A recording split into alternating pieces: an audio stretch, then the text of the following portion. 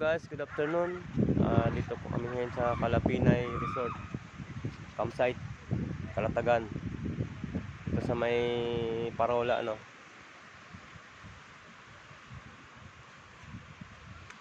Dito pwede kayo mag-camping, tsaka ito yung mura dito. Mura ang per head, 150. Tapos yung kubo nila, may rent yung kubo. Ayan, tapos malawak ko ito. White sand. Ayan, ito ay pure na campsite din. Open siya along the highway. Ayan po.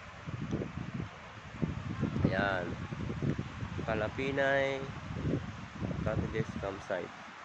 Malawak po yung dalampasigan, puti ang buhangin, tsaka yun po, hanggang doon po yan.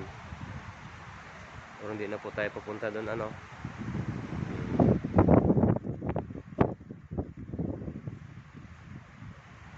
Sa mga gusto mag Valentine's, pwede kayo dito, mga magjowa-jowa. Ayan, pwede kayong pumunta sa kanilang Facebook page, Calapinay Campsite, Calatagan.